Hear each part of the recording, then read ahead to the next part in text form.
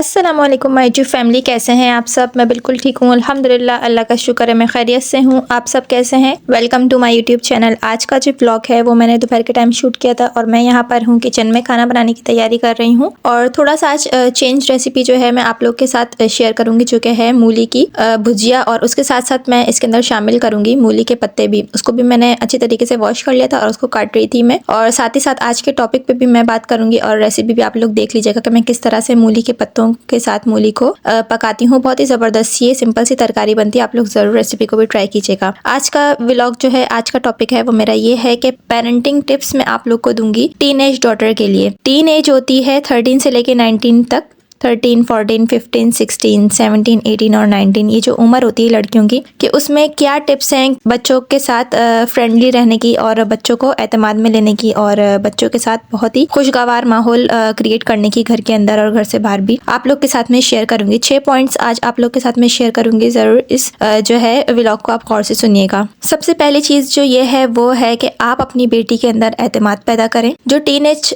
होती है ये ऐसी एज होती है कि इसमें बच्चों को बहुत ज़्यादा ज़रूरत होती है अपनी माँ की, खासकर लड़कियों को बहुत ज़्यादा अपनी माँ से जो है अटैच होने की बहुत ज़्यादा ज़रूरत होती है। क्योंकि ऐसी एज होती है, इसमें क्या होता है, जिस्मानी बहुत ज़्यादा तब्दीलियाँ आती हैं, जहनी भी और जिस्मानी भी। तो इसमें क्या होता है, बच्चियों को माँ की बहुत ज़्यादा ज़रूरत होती है। तो आप क्या करें, अपनी बच्चियों के अंदर एतमाद पैदा करें कि हाँ आप उनके साथ खड़ी हैं, आप उनके हर परेशानी में, हर दुख में, कुछ भी हो तो ताकि वो आपसे ही हमेशा शेयर करें और आपको अपना फ्रेंड समझें। सबसे पहले आप ही उनकी फ्रेंड है और सबसे पहले ही आप ही जो है वो, जैसे कहा जाता है कि माँ की गोद जो है वो पहली दरसगाह होती है बच्चे की। ये बात बिल्कुल सही है। तो जो भी कुछ बच्चा सीखता है, बच्ची सीखती है, सबसे पहले वो घर से ही सीखते हैं। तो इसलिए आप एतमाद पैदा करें कि आप उनके हमेशा साथ हैं, हर परेशानी में, हर मुश्किल में। कोई भी बात हो उनकी जिंदगी में तो वो कभी भी आपसे ना छुपाएं और आप उनको ऐसा जो है वो अपने एतमाद में आपको चाहिए लें कि ताकि कुछ भी परेशानी हो तो सबसे पहले वो आपसे शेयर करें। दूसरी बात यह है, जो दूसरा पॉइंट है वो ये है कि सही मिसाल बने। आपको आपकी बच्ची हमेशा देख रही है कि आप घर में किस तरह रहती हैं, आप बाहर किस तरह रहती हैं, आपका रवैया क्या है, आपका मिजाज क्या है, बच्चों के साथ कैसे आप रह रही हैं, हस्बैंड के साथ आप कैसे रह रही हैं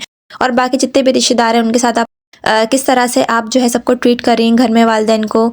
इन सब चीज़ों को बच्चे नोट कर रहे होते हैं। बज़ाहिर जो है हमें नज़र नहीं आ रहा था, हम सोच रहे थे कि नहीं अभी तो छोटे बच्चे हैं, लेकिन वो बड़े होते होते एक चीज़ को वो पिक कर रहे होते हैं, एक चीज़ को वो नोट कर रहे होते हैं।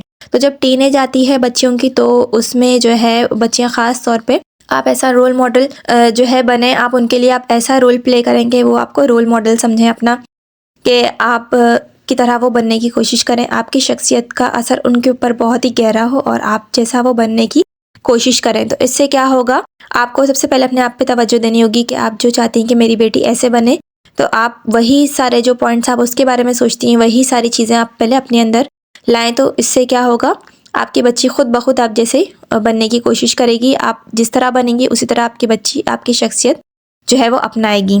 जो नंबर 3 है वो ये है, हुदूद और आज़ादी में तवाज़ुन रखें।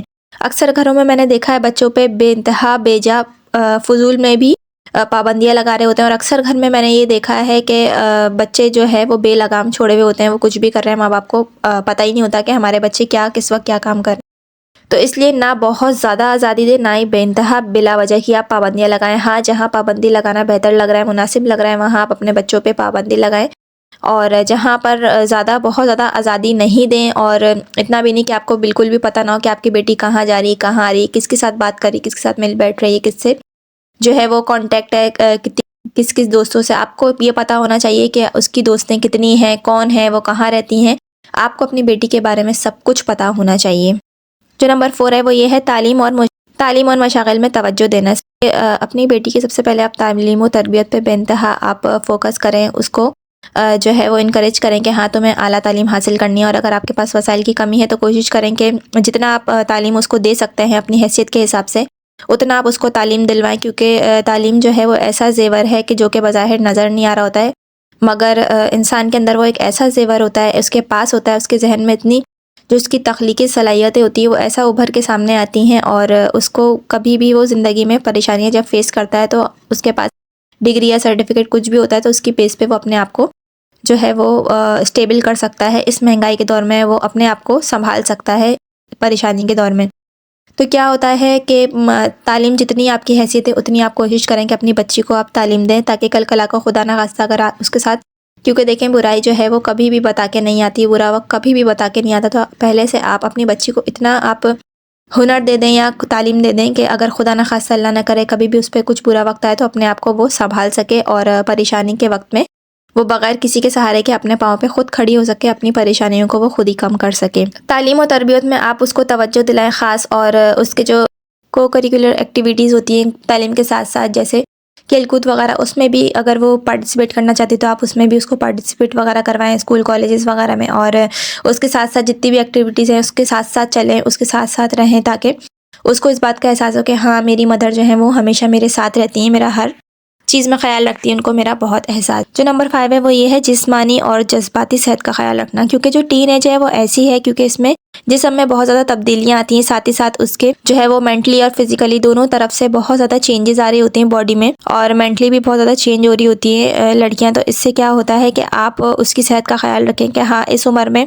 जो है कैसे उसके जज्बात हैं, क्या है, इसी तरह से आप उसको ट्रीट करें। और जिस्मानी जितनी भी चेंजेस आती है उसमें भी उसका ख्याल रखें उसके साथ साथ, ताकि उसके साथ कोई भी प्रॉब्लम हो या कोई भी बात उसको शेयर करनी हो तो वो आपसे बगैर झिझके, बगैर जो है वो आपसे शर्माए और आपसे हर बात आपकी बेटी शेयर कर सके। क्योंकि जो इस तरह की बातें होती है ना, आप कोशिश करें कि आप अपनी बेटी के साथ ऐसे फ्रेंडली रहा करें, क्योंकि अक्सर घरों में होता है माएँ जो है वो बेटियों को बहुत ज़्यादा बिला वजह में डांट डपट कर रही होती हैं, बुरा भला कह रही होती हैं, और जो है बहुत ज़्यादा बिला वजह में बहुत ज़्यादा बुरा भला कहती हैं। तो बेटियां क्या करती हैं कि बातें अपनी माँ से छुपाने लग जाती हैं और बताती। तो आप अपनी बेटी से ऐसा फ्रेंडली माहौल करें, ऐसी दोस्ताना आप ताल्लुक़ कायम करें कि आपकी बेटी के दिल में या आपकी बेटी की ज़िंदगी में कोई भी बात हो तो वो सबसे पहले आपको इन्फॉर्म करे, सबसे पहले वो आपको बताए।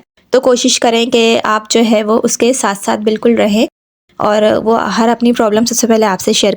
जो नंबर 6 है वो ये है टेक्नोलॉजी का इस्तेमाल में आप रहनुमाई करें, जो कि नत नई टेक्नोलॉजी आ चुकी है, चाहे मोबाइल हो, चाहे वो टैब हो, या चाहे वो लैपटॉप हो, कोई भी ऐसी चीज़ हो, कंप्यूटर वगैरह। तो उस पर आप जो है नज़र भी रखें, बहुत ज़्यादा उस पर पाबंदी नहीं लगाएं, या ना बहुत ज़्यादा आप उसके ऊपर खुली छूट दें कि वो बिल्कुल ही किसी से भी बात करें आपको बिल्कुल भी पता ही ना हो, ऐसा बिल्कुल भी मत करें। उस पर नज़र भी रखें, और अगर आपने उसको मोबाइल दिया है तो कोशिश करें कि आप उस पर नज़र भी रखें कि वो कब किससे बात कर रही है, मोबाइल का किस तरह वो इस्तेमाल कर रही है। और बच्चे टेक्नोलॉजी का जो भी इस्तेमाल कर रहे हैं, माँ बाप की ये जिम्मेदारी बनती है कि उनको पता होना चाहिए कि हमारी बेटियों की ज़िंदगी में क्या चल रहा है, हमारे बच्चों की ज़िंदगी में क्या चल रहा है, उनको इस बात का पता होना चाहिए, उनको इस बात का इल्म होना चाहिए। आप कोशिश करें कि आप अपने बच्चों की, आप अपनी बेटियों की हर बात से आगाह रहें, हर मामला से आप आगाह रहें। आपको पता होना चाहिए आपकी बेटी की ज़िंदगी में क्या मामला चल रहे हैं। और बस यही मैं करूँगी आज अपने व्लॉग का एंड। होप आपको मेरा आज का व्लॉग अच्छा लगा होगा। अगर आपको मेरा आज का व्लॉग अच्छा लगा हो तो मेरी वीडियो को आप ज़रूर लाइक कीजिएगा। चैनल पर नए हैं तो चैनल को ज़रूर सब्सक्राइब कीजिएगा। मिलती हूँ मैं आपसे नेक्स्ट व्लॉग में, जब तक के लिए अल्लाह हाफ़िज़।